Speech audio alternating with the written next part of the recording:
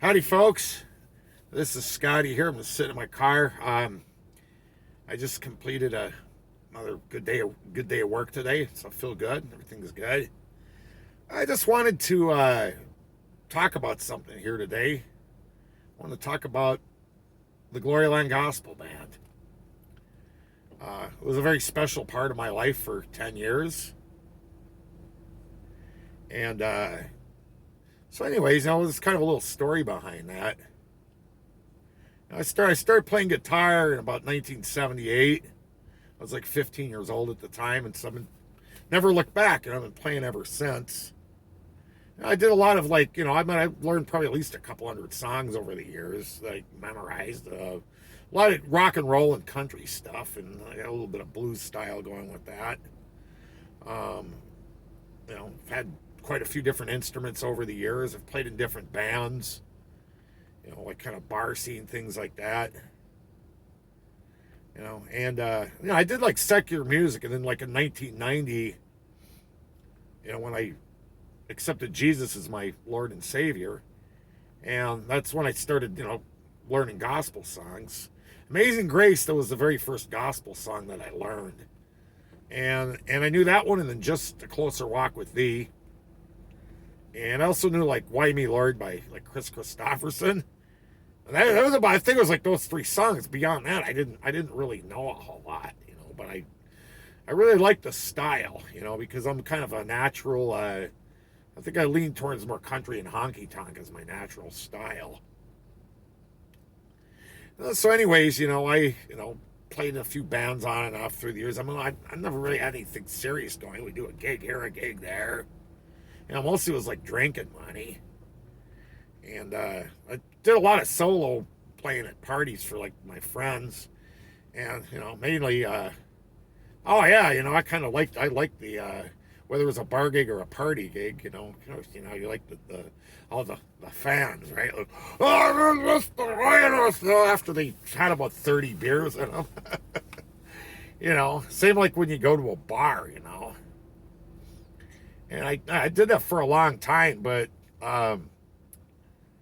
probably about, I don't know, like 2006 or 7, I would say probably about 14 years ago, I got really like burned out on just that kind of music, man. I just didn't want to do it anymore.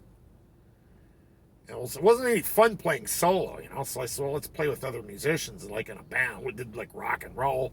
We did bar gigs. I just got to a point, I didn't even enjoy it anymore, man. I just didn't, so I quit, and I not only quit the band that I was in, but I quit playing too. I didn't pick up a guitar for, I don't know, like 3-4 years at that point. I didn't, so, I lost all the calluses on my fingers on my left hand, just from not playing. So my fingertips got all soft again. And people would tell me, like, man, it's just such a shame, that you don't play anymore, man. Because it was really cool. It was, really awesome when you play for us. I'm just like, well, I'm burned out on it. I'm burnt out. But I did make one prediction that I made. There was one thing that I said I will play again one day. I don't know when, but when I do, it's going to be gospel music. I'm going to find a band, and I'm playing a gospel band. It was this kind of like, I think, the desire that God put into my heart. Kind of the desire the Lord put on my heart to play a gospel band. And I'm not talking about like modern day Christian music. I'm just talking about, like old school, like hymns, man. There's something about them. But I really like it like country style. Country, like southern, like bluegrass. It's just like my absolute favorite.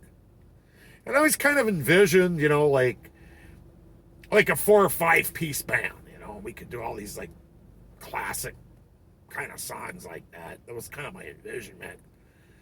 So anyways, so while I was kind of taking a sabbatical from playing, I would periodically look at like Craigslist, and the musicians ads. I know there's other probably better places than that to look at, but it was like the only thing I knew of at the time, and I'm not really computer savvy that much. So I'd look at it, and once in a while I would see, like an ad for either guitar or bass, but I could play either one. You know, so if it was either guitar or bass, you know, sometimes I would answer the ad, and either a phone call or an email or whatever. I'd say, yeah, like, so what what's your style? Well, it would say like Christian band on there, right? It would just say like Christian band. And it was always the same thing, like every time. When we play like modern, you know, praise and worship, contemporary Christian music, I wasn't interested in that because it's like everybody does that, right? Let's say like some honky tonk, like Southern stuff. And, you know, as time went by, I just said, I don't think I'm going to ever find this. I think I'm in the wrong place. I'm in the Twin Cities area here in Minnesota. I said, I don't know, maybe if I lived in rural Minnesota, or if I lived in Tennessee or Georgia, you know, there'd probably be like no problem, you know. Well, one day, you know, I happened to look on Craigslist, and let me get a little speck on my little dot there, weird. But anyway, so I saw an ad on Craigslist one day, and it said like, you know, I can't remember exactly what it said, but they said like they were kind of like a Southern style gospel band. They were looking for a bass player. Okay, you know. And so I contacted them and talked to Mark Moser there. Hi, Mark. And he basically, I said, well, you know, I do like Just a Closer Walk and Amazing Grace. He goes, yeah, we do that kind of stuff, and we're, you know, kind of Southern-like. And I'm like, that might be something I'm interested in. You know, it's like old style gospel music. I'd like to try it out, you know. So he invited me for a practice. I think it took me a couple weeks. I had some stuff going on, and you know, we always practice like, you know, they practice like every Monday night, you know. And it's like in the dead of winter. This was in 2010, February 2010. I can remember it. And so, anyways, you know, I think like Monday came and stuff. It was kind of, they practiced in the evening. It was during the day, and in the middle of winter. And I was in at this time of my life. I was like, you know, I was like seriously depressed though, man, because I struggled with depression and anxiety on and off through the years. I was extremely depressed. You know, when my anxiety was really bad, and it was like I almost couldn't function. I mean, there was a pile of snow outside. It was the middle of winter, and you know, I didn't want to do anything. I just wanted to hole up, man. You know, I just didn't. And I figured, yeah, you know, the way this guy made it sound, they just kind of fool around. They're probably not that good anyway, right? So I called my brother up, you know, and I talked to him and stuff. I said, yeah, they want me to audition for practice, and I don't really know if I want to do it, you know. Well, my bro, the great salesman that he has, no, do it, bro, do it, man, do it. You got to do it, man. And I'm just thinking, yeah, you know, that's probably ain't nothing, you know. He's like, well, how do you know if you don't try, you know? And he somehow talked me into it. Bro, I love you, man. That was like one of the best things you ever did for me right there, man. And I said, okay. I said, I'll do it then, right? So I called Mark up and I told him, okay, I'm coming into practice tonight, right? And all I had was this, you know, I had a big bass amp that weighed 500 pounds. I wasn't about to call that with, so I said, I had this little tiny Fender guitar amp and my old like Dean bass that I had, you know, not the best equipment. And I said, well, that's what I got. He goes, well, that's all we use is we play kind of more or less unplugged anyway, so just show up with what you got, you know. And I go, well, okay. So I brought my little tiny amp and I brought my bass guitar with, you know, and I just reminded myself, I mean, I hadn't played in a long time, but it's like, hey, you know, I'm still a musician. I can still play. So I wasn't worried about that. You know, I kind of always had confidence in my ability. I mean, God's blessed me with it. But my thing was like, yeah, are these guys any good, or it's probably not my style. It's not my thing, right? So I get to practice and I get to the building and stuff, and I got there and actually Mark was, him and his dad Reggie, they're the first. Hi Reggie. So they're the first guys I met. I met them at the door. It's like kind of really cool, and so we, you know, they. You know, I went in with them and stuff. Yeah, come with us. We went down like in the basement of the place. They had a music room down there. And I met, you know, a lot of other band members and stuff. And they had a great lead guitarist at the time named Tom Devine. Hey, Tommy. Awesome musician. So I just said, well, you know, I don't know any of your songs. So Let me just stand next to you there, because I'm a guitar player, so I'll watch what you do, and I'll just play it, on bass, right? I said, okay, and so we got everybody there, and we started practicing. Well, the very first song, I remember that we did, it was Turn the Radio On, and I kind of followed along, right? The second that they played that, I was just like, I was taken aback by for one, the vocal work by him. It blew my mind, man. And the instrument playing, the other musicians that were there, I'm like, wow, these people are good, man. It's just like right off the bat, man. It was awesome. Okay. And then we did like Sweet By and By for the second one. I picked right up on that because that's 3 chords. I was hooked immediately, man. It was just, and I don't know, it just lifted me up out of my depression, man. And I forgot all about that. I don't think I've ever been so happy in my life as that day, man. And right away after the practice, Mark was like, how would you like to join the band? I said, I love it. I didn't hesitate. And I think a couple months later in April, I did my first gig live with them. I worked on all the songs, memorized all of them, all the parts and stuff. And basically I played bass for 4 years.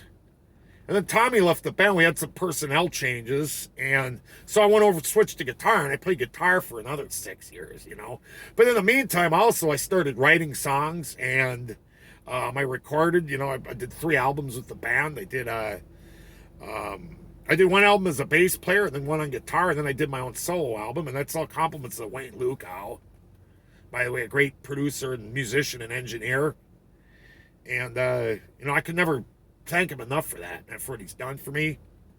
And really with him and Tommy, especially those 2 guys, they took my music skills to a higher level.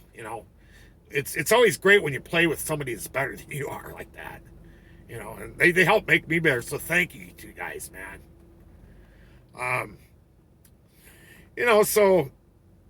But basically, we didn't make any money at it. We were like non-profit. We got money, but we put back into a band fund. And our whole thing was elderly people at nursing homes. I mean, that was probably 90% of our concerts. And that's what it was. And what I found out was them elderly people, they're just the best audience in the world, man. And just like how much it meant to them what we did. They grew up with these songs in church.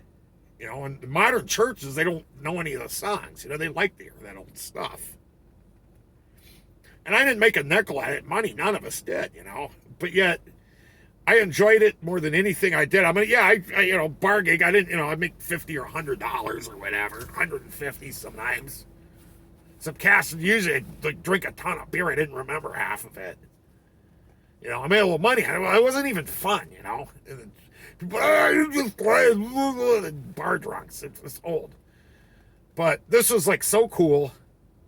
I never thought in a million years that I would have ever done that, And I guess that really what gave it the most meaning was that when we go into these places and we go an hour before our show and we'd set up our gear, we'd set up our equipment, and we'd go in there, and there's a lot of elderly people, and they're a lot of them in wheelchairs, they were sickly, and so just hanging their heads, and sometimes you just had this this feeling of just sadness. You could sense it, and it was spiritual. Well, we'd set up and we'd do our show, and by the time we got done, the room would be a buzz, and there was joy and there was laughter there, man. And I don't know how many of these people that came up to me afterwards and just how much it meant to them, and that's what made it worthwhile the whole time, man. That's what it really was all about. And I would like to think that, as Christians, that we did something that was pleasing to God, because I know the Bible, it says to visit the people who are sick, to visit people, to take care of the elderly, and to visit the sick. I think it was kind of scriptural what we did. At least I hope it was anyway. And it brought a lot of joy to people. And I guess that's what's really sad about this Corona thing, man, is that, that we're not able to do this anymore. And, I'm not in the band. I don't think the band is even together now, man. I mean, as far as I know. And it's sad, and it's hard on me, man, because it was just, I did it for 10 years. I never got tired of it, man. I never got tired of it. And I just always looked forward to Monday night practices and especially concerts. It was always very special to me. Maybe somewhere down the road, I'll start my own band or record another album of my own songs. Maybe somewhere that's in the cards. Maybe I'll have the Scotty Johnson band or something, perhaps. But all I know is that no matter what happens here, there'll never be another GGB, man. There'll never be another Gloryland Gospel Band, man. There'll never be another band like that. And so whatever happens, so all you Glorylanders out there, man, past and present, who have been in the band, if you see this, I love every one of you, man. And I just want you to know that. And it was great playing with every one of you, man. It was a really blessing from God. And that's all I wanted to say tonight. Thank you, and God bless you, everybody.